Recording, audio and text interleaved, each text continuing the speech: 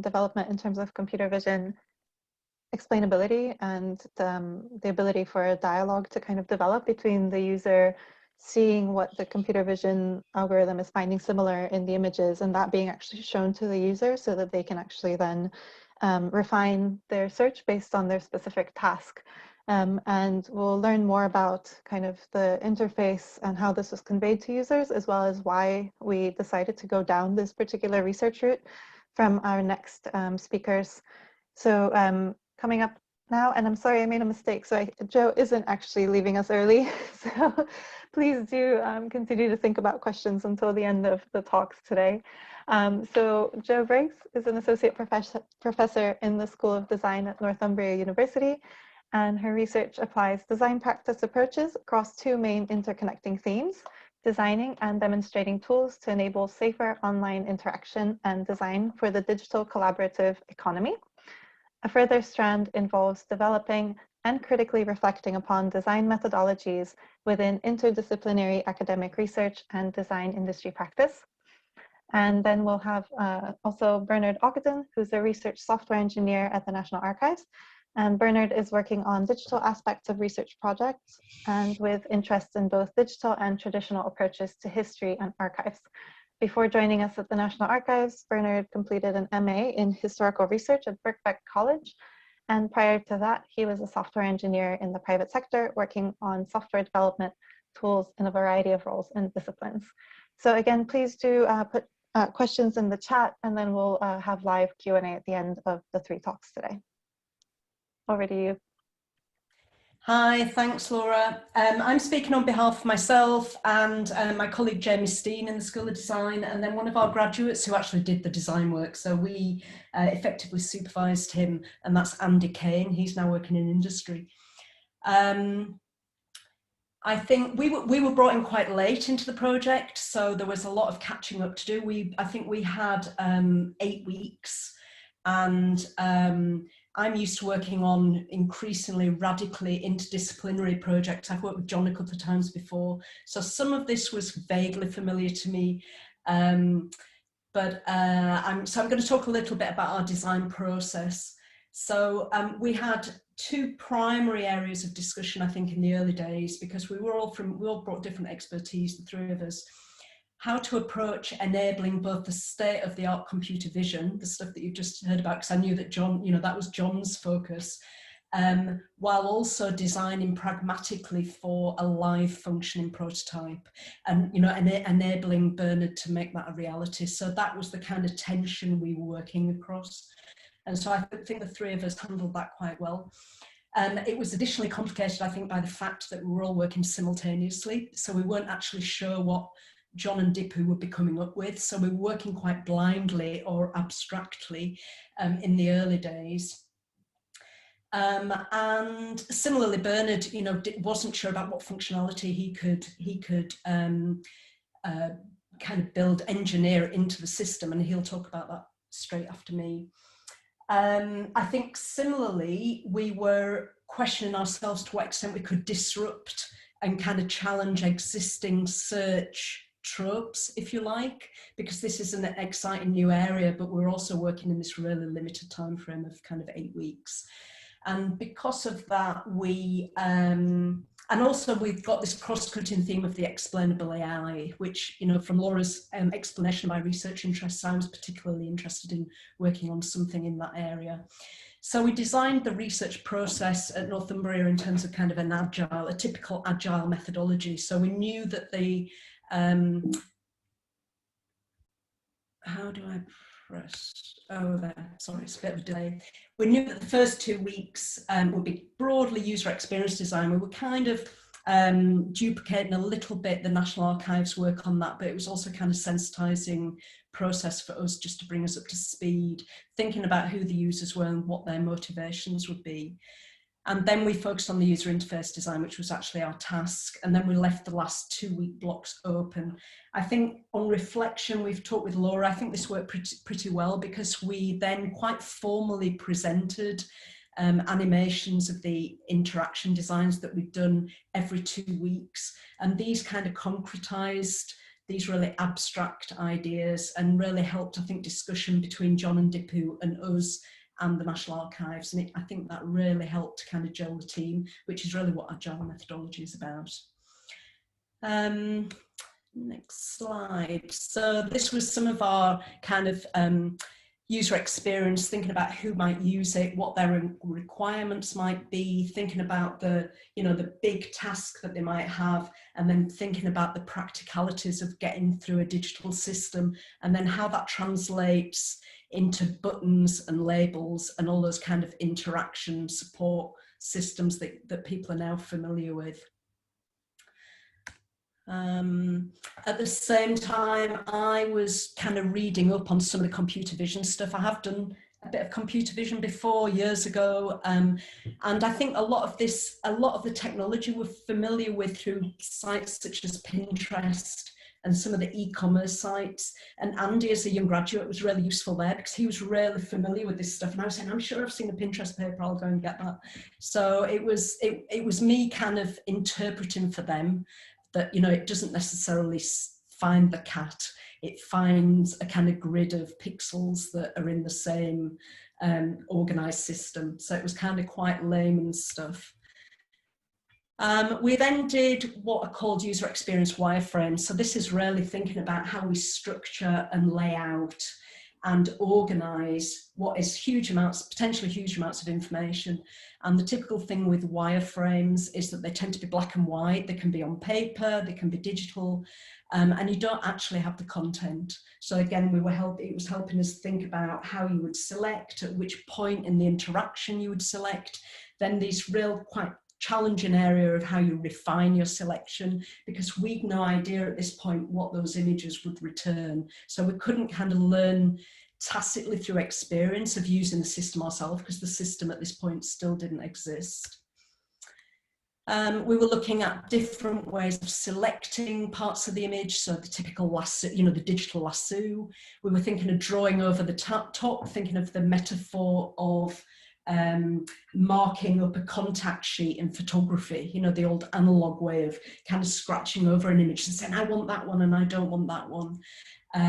Using different colours to think about the weighting that Dipu mentioned, whether you could, you know, prioritise the pink area, and getting away from this heat map of black and of red and blue, which I think sometimes confuses people, and then having a scroller bar at the bottom, the pink, yellow and green, where you could prioritise, you know, or weight these different selected areas. So these are some of the kind of more kind of creative ideas that we were doing. And then with the actual interaction design, rather than the kind of wireframe and user experience design, we began to populate this system and begin to think in terms of buttons and labels. What is the language? You know, it's got to be usable. People have got to know where they are in the system. There's got to be help if necessary. They've got to be able to go back. We didn't want to overburden it with kind of alphabetic language. We wanted to prioritise the visuals because they're so rich. At this point, we had actually the visuals from the database. And we didn't also want to obscure the images with the heat maps. So we had that on a separate tab so that you can see the heat maps, which helps explain those returned images, but it doesn't really over intrude on your experience of searching. And then we did a little bit more branding and thought about the aesthetics of the site, and you know, some of these images are beautiful. And then at this point, Bernard had built a functioning system, and it, you know, it all became exciting. And but thinking about bookmarks and history, some more functionality that hasn't, I don't think, been implemented yet. But these were some of the things that we were interested in looking at. And then right at the end of our 8 weeks, and actually still live, we did some user testing, which is just a web link, which I think Bernard's going to share with you. So you can actually have a go, but it's a guided tour. It's not properly interactive. So we've also got the live interactive one. But this has been really valuable. If you think also we're working during lockdown, so we're making use of all these collaborative whiteboard tools, this maze system for remote testing. So we were just kind of hacking away on those kind of off-the-shelf technologies to enable the research. But it's been a really great project. So I've no idea how long I've been chatting there, but I think Bernard's got slightly more than 10 minutes. So over to you, Bernard. Thank you. I shall just share my screen. go, I hope. And then I should run my slides. There can, I guess everyone can see that, I think. Yeah, okay, so I'm going to talk, oh, I've already changed the slide. I'm going to talk mostly about the development process, and I'm going to do a little demo at the end as well. So for the handover from the design stage to development, the design team created a list of requirements according to the Moscow method. Moscow is sort of an acronym for must, should, could, and won't. So obviously we aim to do all the musts and lots of shoulds and maybe some coulds. And estimation showed we could get a lot of the important features in the time we had, but search history and image bookmarking, as Joe just mentioned, they were out of reach, which was sad because they seemed like features that would be good in an exploratory sort of interface. But the goal was to implement as much as possible in the available time to make something that would serve for user testing, and we did manage to do that. I would say a challenge through the whole process was balancing the different purposes of the prototype. It was for user testing, but both to assess the value of visual search for cultural heritage audiences, and also for looking at sort of this novel iterative approach to visual search. And I think that was probably even more of a challenge in the design stage, but I had to keep it in mind during development as well. Yeah, I'm not sure if everyone would agree, but for me, these seem to come together with the idea of users in dialogue with the AI, and that's what I'll try to demo in a minute. So as Joe mentioned, the design process was quite iterative. There were regular meetings and prototypes and chances to feedback on that. We didn't have the same regularity with the implementation, but there were still opportunities for the rest of the team to give feedback. So that gave us the chance to improve the interface as we went. And there were sort of a few classes of improvement. So on the left here, we can see the input area. Whoops. So that was originally in the implementation that only showed the original input image, and any extra inputs you added were only marked with this checkbox, which was different from the design but saved some time, but it was too confusing. So we went back and put the whole input area in. Some of the changes were just quite forward little user interface things, like adding a progress bar, maybe one of the most important ones and certainly one of the latest ones.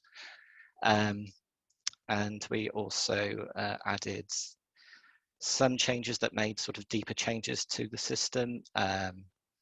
So one was adding the ability to remove the first input image from your search. That wasn't in the original design, but adding that allows the user to broaden their search. It means they're not always tied to that first image that they used. So that was implemented in rather a rough way, but it is in there and it can be done. And then I want to talk just a little bit about the engineering of this.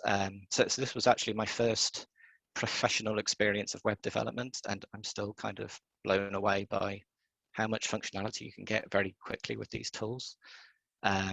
So this front page over here on the left, for instance, these are all just standard components that have just been glued together with styling added that the design team did.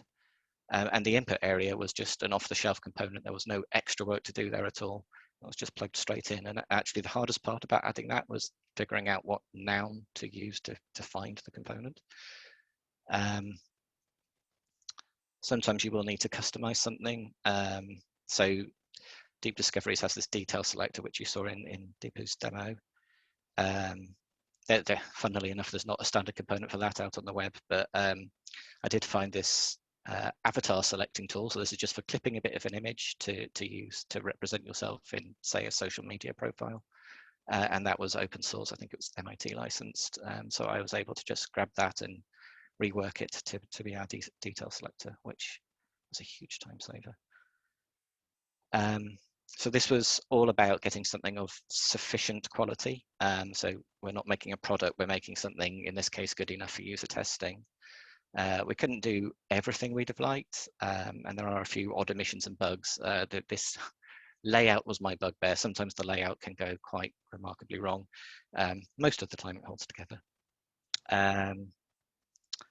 But the main point is the open source software ecosystem and maybe web technology in particular just makes it remarkably easy to create research quality prototypes. you can quite quickly get something good enough to try out ideas and good enough for something like user testing. There is still a minimum quality requirement. If your user testing interface is buggy or it has a clumsy interface, then that's going to derail the testing a bit because it's going to distract from the questions you're really interested in. So that has to be minimized as much as possible. The other thing is that I think it's important to give back to the software ecosystem. And we've already had a question in the chat about the code. So I'm pleased all our code's available and potentially reusable. And there's a quality point here again with that in mind. The code quality needs to be at least okay, and ideally a bit better than okay, so that it's useful for the community. And then my last slide here, I just wanted to say you're very welcome to try these interfaces out for yourselves. So this is the static prototype on the left and the live system on the right. You can grab these links or I'll post them in the chat in a minute. I would just say, please try it on desktop and not mobile. They were not designed for mobile. And yeah, we were making kind of concrete things, concrete digital artifacts. And I think there's a lot of value in that. I think just the process of turning the design into a live system can give you new insights or give you chances to test out ideas. And obviously user testing with a live system will give you complementary feedback over testing with a mock-up. And it gives us the ability to try the thing out ourselves, and we can get a sort of in-practice perspective on our ideas. So I'm going to finish by walking through one of my attempts to do that. So hopefully, can you all see my web browser now? Yes, we can. Thank you. So this is the front page of the interface. Normally, these images down here are selected randomly from the collections. In this case, I've cooked it so that this one image appears here. The others are still random. So I'm going to start with this one. There we go. So what I'm interested in here are these fluffy flowers. So I've put this image into the system and I want to just sort of try to find things like that or use it as the starting point for an exploration of the collections. So to begin with, it gives me lots more sort of stylistically similar, I guess, images, mostly from the VNA collection, which is perhaps not surprising because that's a VNA image. I do have this one flower from Royal Botanic Garden, Edinburgh as well. And my first question is kind of, why are these results? So I bring up the likeness view, and I can see then that this top result here maybe is actually matching mostly on the strength of its border. And maybe that's contributing to some of these others as well, although you can see the flowers are a part of the hit too. But I really like this heat map here, where I can see I've got a flower over in this side, sort of fruit and veg here as a weaker match, and this thing, it looks a bit like a walnut here, but I think it's actually a squash, as a really weak match, which intuitively made some sense to me. But if I scroll down, I will find another sort of fluffy flower image. I have to excuse my terminology. I'm neither a botanist nor an art historian. There we go. And the system's already picked that out as the significant part of that image. But I'm going to add it to my search, and I'm going to go in and use the detail selector to say, I want more things that look like this. Which takes a moment with a big thing like this. There we go. And then that will kick off a new search. The actual image search is really fast. The bit that's taking a while is the heat map generation. But we should get our results back in a moment. There we are. So different flowers now, still very focused on the VNA collection. And then there's this fuzzy textile thing which stood out. And if I scroll down a bit, there's another one here. So I was curious about that. So I added those to my search. Like so, and then just update the search with those. Didn't bother to select details this time because they're pretty uniform images anyway. This is why we added the progress bar. There we go. Okay, so perhaps unsurprisingly here, we've got lots and lots of textiles back now, but we're getting a little bit from Royal Botanic Garden, Edinburgh again. We've still got that image from the VNA, and I think if I scroll down, yeah, maybe there aren't more. Yeah, there we go, the lower hits. But what struck me as a bit incongruous in this one was this sort of desert or wasteland scene over here. I couldn't see how this connects to these kind of fluffy, feathery red things, which seems to be the theme I'm developing. So again, I can try the likeness view. I'm just going to make this a bit bigger in hopes that you'll be able to see it better. Which means it's now further down. There we go. So this is getting sort of high hits here and sort of incorporating some other details around the edge. And I can see now that there's some grass here. It's a bit clearer if I turn the likeness view back off again. And that again is that sort of feathery texture. So there's a thing in the image that sort of matches that I wouldn't have noticed without the help of those tools. And as I've been using the word feathery, I was also intrigued that there are actual feathers being picked up here. So what is that an example of? It's sort of an exploratory search. You're kind of in a dialogue with the AI in that you're using the likeness view to give you some idea of why it's selecting what it's selecting. And it maybe draws your eye to things you wouldn't have noticed otherwise. So it's kind of an interesting way to just sort of explore the collections in a semi-guided fashion. I don't know to what extent my version of the results is really reflecting what's going on in the back end. I suspect perhaps not very well. But to an extent it doesn't matter because I'm still discovering things. I'm still being led through the collection. And maybe it's a bit of a peculiar example, but I think it illustrates some of the possibilities of this sort of technology and this style of interface. And that is me done, a bit ahead of time, I think. I think we're now going to hear about how users actually reacted to it. Thanks, Bernard. So you've seen the kind of interface development process here, and I think besides the kind of explainability of what the AI is finding similar, which is, again, as Bernard was explaining, this is kind of an exploratory moment of developing something new and a novel way of understanding visual similarity search and showing users how that works and then allowing them to then feed back into the system. Some of you might have also caught that the system allows people to use multiple images for searching. So you have 2 to 3 or more images. So you might have a feature in one image that you find interesting and a feature in another image that you find interesting, and it'll kind of search using both of those if you so choose, or more and more as you add them on, which some of our user testers found quite fascinating to think about, like what happens when you toss 2 different images at the system, or how many can you actually input in. So this is another interesting development that was both coming out of the user testing research and the computer vision developments.